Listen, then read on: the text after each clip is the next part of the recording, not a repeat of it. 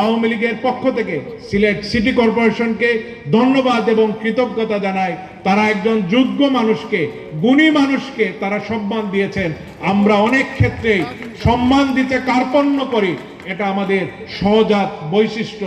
সম্মান পেতে হলে সম্মান দিতে হবে।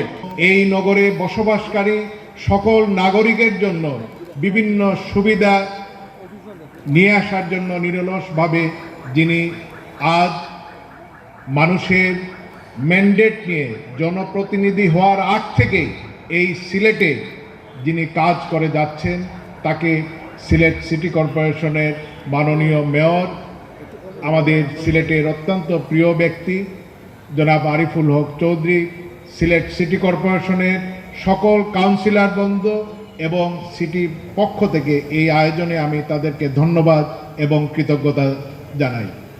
এই মাস বিজয়ের মাস।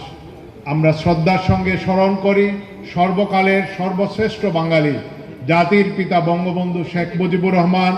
আমরা স্মরণ করি আমাদের সেই 30 লক্ষ শহীদের কথা, যাদের এক সাগর রক্তের বিনিময়ে আমরা এই স্বাধীনতা পেয়েছি। আমরা এই স্বাধীনতার পেছনে আমাদের 2 লক্ষ মা বোনের তাদের সম্ভ্রমহামি। আমরা শ্রদ্ধার সঙ্গে স্মরণ করি আমাদের সেই বুদ্ধিজীবীদের কথা। আজকের জামাত শিবির, সেই সময়ের আলবদর, আলশাম, যারা আমাদের শ্রেষ্ঠ সন্তানদেরকে স্বাধীনতার প্রাক্কালে 14ই ডিসেম্বর ধরে ধরে ঘর থেকে নিয়ে হত্যা করেছিল। আজকে যে সোনার বাংলার স্বপ্ন এদেশের মানুষ দেখেছিল, বঙ্গবন্ধু সেই সোনার বাংলা বিনির্মাণ করতে পারেননি। দেশি বিদেশি চক্রান্তকারীরা তাকে হত্যা করেছে।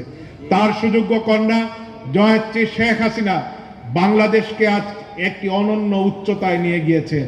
সেই জায়গায় নিয়ে যাওয়ার ক্ষেত্রে তিনি যে কয়েকজন মানুষকে তার সহযোগী হিসাবে পেয়েছেন, তার মধ্যে একজন হচ্ছেন ডাক্তার আব্দুল মোমেন। আমাদের সৌভাগ্য, তিনি আমাদেরকে প্রতিনিধিত্ব করছেন শুধু দেশে নয় বিদেশেও।